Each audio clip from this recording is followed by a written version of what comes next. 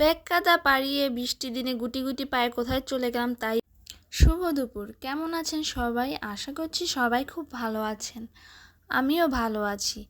তো আজকে আমি রান্না করব সবজি। তো এখানে সবজি রান্না করার জন্য আমি সবজিগুলো সব কেটে নিয়ে একসাথে বসিয়ে দিয়েছি, আর তার সাথে আমি আদা কুচি করে দিয়েছি। তো এখানে আমি সবজিটা রান্না করে নিচ্ছি।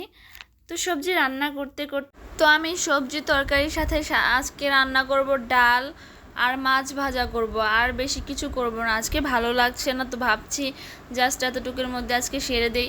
তো এখানে আমি সবজির সাথে দিয়েছিলাম আর কাঁঠালের বিচি। আপনারাও কি সবজির সাথে কাঁঠালের বিচি খান কি না অবশ্যই জানাবেন। আর এইদিকে আজকে জলের মধ্যে হঠাৎ জলকুমারী উঠেছিল, তো ভাবলাম এটা আমি ক্যামেরা বন্দি করব। তো জলকুমারীটা চলে গিয়েছে, তাই আর ক্যামেরা বন্দি করতে পারিনি। তো এইদিকে আমার নিরামিষের তরকারিটাও রেডি হয়ে গেছে, রান্না শেষ। এইদিকে আমার ডালটাও রান্না শেষ। এইদিকে ভাত রান্নাও হয়ে গিয়েছে। এখন আমি কড়াই বসিয়ে দিয়েছি মাছ ভাজার জন্য। তো আমি রুই মাছ নিয়েছি ভাজার জন্য। তো আমি এখানে ছোট করে কেটে নিয়েছি, বেশি বড় করে ভাজবো না। তো এখানে তেলটা গরম করে নিচ্ছি, এরপর তেলের মধ্যে মাছগুলো দিয়ে দিচ্ছি। মাছগুলো আমি কড়া ভাজা করব, কারণ যেহেতু ভাজা হবে শুধু, রান্না করব না, তো এটা কড়া ভাজা খেলে ভালো হয়। তো এই জন্য আমি মাছগুলো কড়া ভাজা করে নিব। মাছগুলো ভালোভাবে এপাশ ওপাশ করে উল্টিয়ে নেড়ে নেব। কয়েকদিন ধরে যে কি বৃষ্টি শুরু হয়েছে, আমার ভালো লাগছে না। আর বাইরে বের হতে ইচ্ছা করছে, ঘুরতে যেতে ইচ্ছা করছে, মানে কোথাও যেতে পারছি না। একটা জরুরি কাজে বাইরে বের হতে হবে, কিছুই মানে হচ্ছে না। আবার সামনের মান্থে আমার বেবির বার্থডে, তো তার জন্য কিছু শপিং করতে হবে, তার জন্য বের হতে পারছি না। কি যে মানে খারাপ লাগছে, বৃষ্টিটা যে কবে শেষ হবে।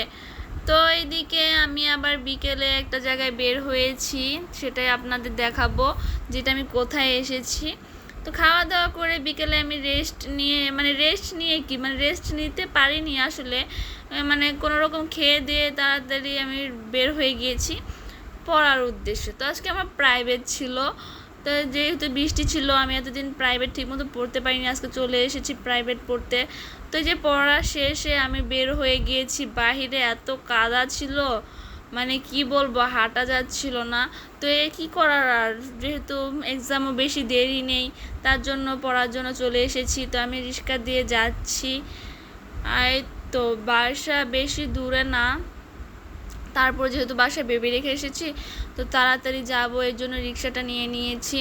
তো এই তো কত জল রাস্তার মধ্যে জমে আছে, এই বৃষ্টিতে ভালো লাগে না, কবে যে শেষ হবে। তো আজকের আবার এই ভিডিওটি এ পর্যন্ত।